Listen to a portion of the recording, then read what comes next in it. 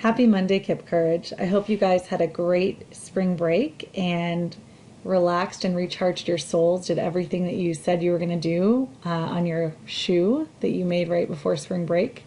And yeah, I hope it was a really great break for you all. So as a reminder, we have been working on optimism through our hashtag Activism is Optimism. Where we last left off, Mr. Hambley was telling us all about how we can recharge, how even optimists and activists need to take a break so they can come back and really be ready to take action and make great things happen.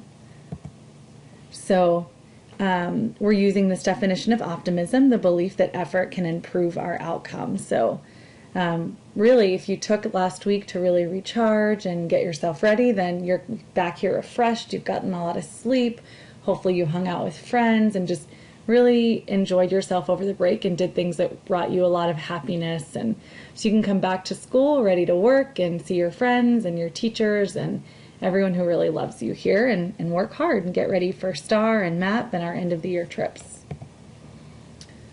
Our definition that we've been using is activism is using our voice and our strength and our experiences to help others.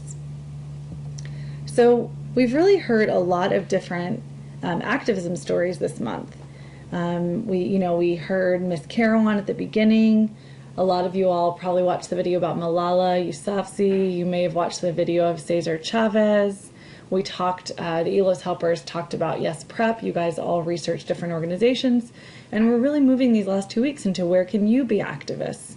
You're really going to be taking charge of the activism these 2 weeks. It's going to be very little from me and from the ELOS helpers, and it's going to be all about you guys. So where can you be activists? You can be activists at home, at school, in your neighborhoods, at your churches, or a religious organization, different after-school programs. The list goes on and on. Really think about where can you be an activist? Where do you want to make a change? So then think about what you want changed. What is something that's kind of been nagging at you, something that you're like, if this were different, things would really be better, either for me or for other people around me. Keep that question in mind. Finally, you're going to think about how will you make a change? Are you going to write a letter, like we wrote thank you notes to your different organizations? Are you going to start a petition, which is getting a bunch of signatures if you want something changed?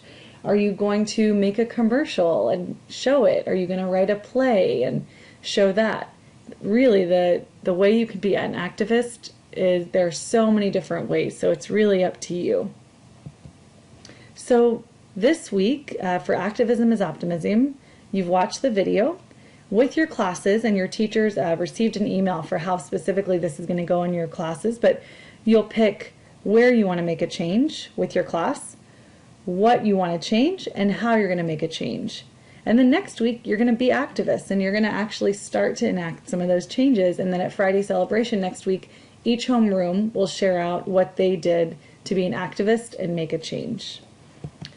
So I'm going to just tell you a little bit about an activism story that I had, just so you can get an example of how this process works for a person, for a group of people.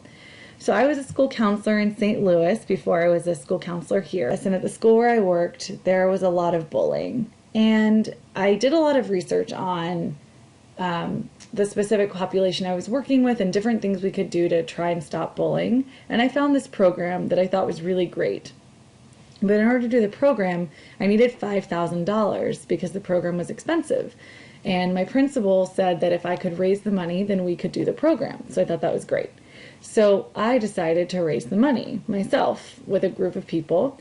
And I love Harry Potter. So I was thinking about, my experiences and what I love and just what comes easily to me. And I love trivia. So I love Harry Potter and I love trivia. So I decided that I was going to host a Harry Potter trivia night. And it was really, really awesome. So I had to, plan the entire trivia night, and I got all the food donated and all the drinks donated, and I wrote all the questions, and I got decorations, and I invited all the people, and I got a bunch of things donated so that we could auction them off. And in the end, I hosted this trivia night with a team of people that helped me out, and we were able to raise $4,500 in just a few hours, which was really cool considering this all came together in just a few weeks. And my principal generously threw in the other $500, and they got the program, and the year after they ended up enacting it, which was very cool. So, so where I wanted to make my change was at work, at my school. And what I wanted to change was I wanted to find a new program to help get rid of some bullying issues that we were having. And how I made the change was I decided to raise the money myself. And that was really, really neat. So you guys are actually doing some of this yourselves, those of you who have been selling chocolates so that we can go on our end of the year trips. So you've been doing some activism yourself. So that's my activism story. I'm so excited to hear about your activism stories this week and next week and beyond. I can't wait to see what kinds of things you guys are going to come up with and change. Have a fantastic week, everyone, and we'll see you soon.